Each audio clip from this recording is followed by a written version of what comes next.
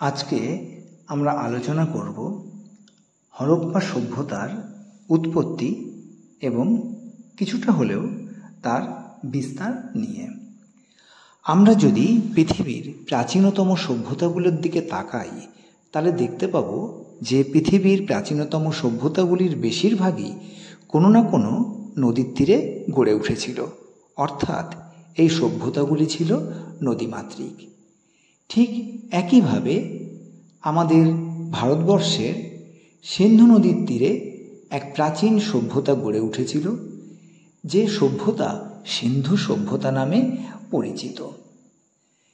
সুদূর অতীত বলবো না, প্রায় 100 বছর আগে 1922 খ্রিস্টাব্দে রাখালদাস বন্দ্যোপাধ্যায় সিন্ধু প্রদেশের লারকানা জেলায় একটি প্রাচীন বৌদ্ধ বিহার খুঁড়তে গিয়ে কিছু প্রাকৈতিহাসিক মাটির পাত্র, কিছু পাথরের শিল্প এগুলো পান। এগুলো দেখে তিনি অনুমান করেন যে ওই স্থানে মাটির তলায় বহু প্রাচীন সভ্যতার ধ্বংসাবশেষ রয়েছে। এই জায়গাটার নাম ছিল মহেঞ্জোদারো। এই মহেঞ্জোদারো কথার অর্থ হচ্ছে মরার ঢিপি। এ সময় মহেঞ্জোদারোতে যখন রাখালদাস বন্দ্যোপাধ্যায় খনন কার্য চালাচ্ছিলেন, তখনই এই মহেঞ্জোদারো থেকে 640 কিমি দূরবর্তী একটি জেলায়, পাঞ্জাবের মন্টগোমারি জেলায়, সেখানে হরপ্পা নামক জায়গায় পণ্ডিত দয়ারাম সাহানি একই রকমভাবে খনন কার্যের ফলে কিছু প্রাচীন নিদর্শন আবিষ্কার করেছিলেন। এর পরবর্তী সময় জাতীয় প্রত্নতত্ত্ব বিভাগের পক্ষ থেকে স্যার জন মার্শালের নেতৃত্বে এই উভয় স্থানে খোঁড়ার কাজ আরম্ভ হয়েছিল।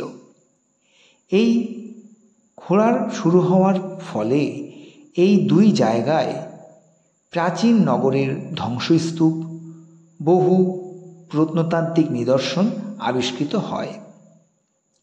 পরবর্তীকালে স্যার মার্টিমার হুইলারের নেতৃত্বে পুনরায় আবার খনন কার্য চালানো হয় এবং তখনও কিন্তু বহু নিদর্শন পাওয়া গিয়েছিল।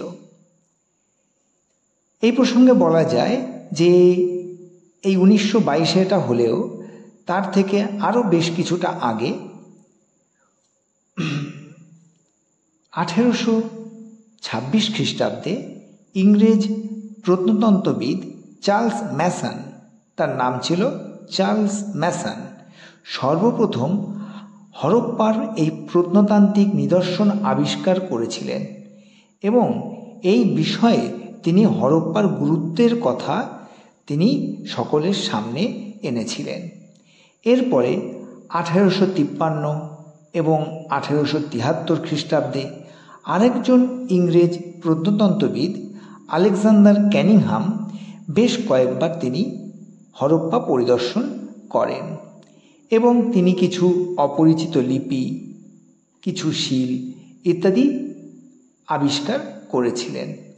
এবং সত্যি কথা বলতে এই যে তিনি এগুলো পেয়েছিলেন, এর ফলশ্রুতিতেই কিন্তু পরবর্তীকালে এই 1922 সালে এই খনন কার্যটা কিন্তু শুরু হয়েছিল। যাই হোক, এবার আসা যাক এর পরের কথায়। 1947 খ্রিস্টাব্দে দেশ স্বাধীন হওয়ার পরেও ভারত এবং পাকিস্তান উভয় সরকারের উদ্যোগে আরও বিভিন্ন স্থানে মাটি খোঁড়ার কাজ শুরু হয় এবং হরপ্পা সভ্যতার নিদর্শন আবিষ্কার হয়। এই খনন কার্যের ফলে দেখা যায় যে এই সভ্যতা প্রায় 1550 কিমি পরিধি নিয়ে বিস্তৃত ছিল, মানে একটা বিশাল অঞ্চল নিয়ে এটা বিস্তৃত ছিল। অনেকেই এই প্রসঙ্গে মনে করেন যে পূর্ব থেকে পশ্চিমে এটা প্রায় 1100 কিমি এবং উত্তর থেকে দক্ষিণে প্রায় 1600 কিমি পরিধি নিয়ে এই হরপ্পা সংস্কৃতি বিস্তৃত ছিল। বালুচিস্তানের সুতকাজেনদারো থেকে উত্তর প্রদেশের মিরাট জেলার আলমগীরপুর পর্যন্ত এবং পাঞ্জাবের রূপার থেকে গুজরাটের ভোগাবর পর্যন্ত এই সভ্যতার বিস্তৃতি দেখা যায়। আমি উচ্চারণগুলো ধীরে ধীরেই করলাম যাতে সবার বুঝতে সুবিধা হয়। এই সংস্কৃতি উত্তর পশ্চিমে ইরান সীমান্তর কাছ থেকে শুরু করে উত্তরে হিমালয়ের পাদদেশ পর্যন্ত এবং দক্ষিণে গুজরাটের কাম্বে উপসাগর পর্যন্ত বিস্তৃত ছিল। এই অঞ্চল থেকেই আস্তে আস্তে এই কাম্বে উপসাগরের দিক থেকে এইখান থেকেই আস্তে আস্তে পূর্ব দিকে এই সভ্যতার বিস্তার ঘটেছিল। তবে পূর্ব দিকে এই সভ্যতা কতটা বিস্তৃত ছিল তা কিন্তু ঠিক করে বা নিশ্চিত করে বলা যায় না। তবে কিছু স্থানের কথা অবশ্যই বলা যায় যেগুলো ছিল এই হরপ্পা সভ্যতা বা মহেঞ্জোদারো সভ্যতা যেটা নিয়ে আলোচনা করছি তার প্রধান কেন্দ্র। যেমনি সিন্ধু প্রদেশের মহেঞ্জোদারো, পাঞ্জাব প্রদেশের হরপ্পা, ঘরঘরা নদীর তীরে কালীবঙ্গান, পাঞ্জাবের শতদ্রু নদীর তীরে রূপার, গুজরাটের লোথাল প্রভৃতি। এই সভ্যতার মোট 1400টির বেশি কেন্দ্র বর্তমানে আবিষ্কৃত হয়েছে। আর এর সবচেয়ে বেশি যে কেন্দ্রগুলি সেগুলো ভারতের গুজরাটেই আবিষ্কৃত হয়েছে। হরপ্পা এবং মহেঞ্জোদারো এই দুটো শহরের কথা আমরা আগেই বলেছি।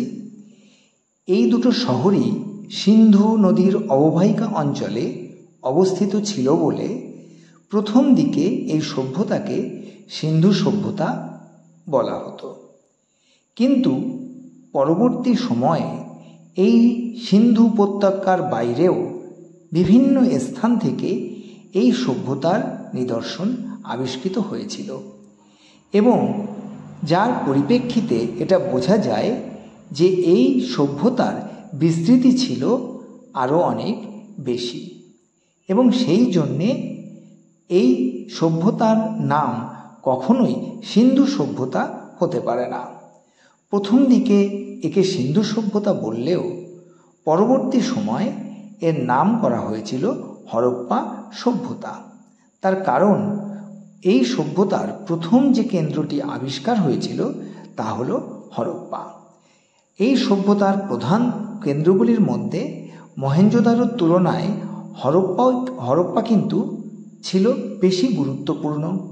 অধিক গ্রামীণ প্রত্নতান্ত্রিক উপাদান আবিষ্কৃত হয়েছিল এখান থেকে, যার ফলে মহেঞ্জোদারোর থেকে হরপ্পাকে বেশি গুরুত্বপূর্ণ বলে মনে করা হয় এবং সেই জন্যে স্বাভাবিকভাবে এই সভ্যতার নাম মহেঞ্জোদারো সভ্যতা না বলে বা সিন্ধু সভ্যতা না বলে একে ঐতিহাসিকরা এর নাম করলেন হরপ্পা সভ্যতা। মোটামুটিভাবে এই সভ্যতা পশ্চিমে সুতকাজেনদারো থেকে পূর্বে আলমগীর এবং উত্তরে জম্বুর কাছাকাছি মান্ডা থেকে দক্ষিণে গোদাবরী অববাহিকা পর্যন্ত বিস্তৃত ছিল। প্রায়, শুনলে অবাক লাগবে, প্রায় 22,50,000 বর্গ কিলোমিটার এলাকায় বিস্তৃত ছিল এই হরপ্পা সভ্যতা, যা আয়তনের দিক থেকে প্রাচীন মিশরের থেকে ছিল 20 গুণ। যদি মিশর আর মেসোপটেমিয়াকে একসঙ্গে করা হয় তবে তার থেকেও এই হরপ্পা সভ্যতা ছিল 12 গুণ বড়। সুতরাং একথা বলা যেতেই পারে যে প্রাচীনকালে পৃথিবীতে বা বিশ্বে যে সব সভ্যতাগুলো বিকাশ লাভ করেছিল তার মধ্যে বৃহত্তম ছিল এই হরপ্পা সভ্যতা।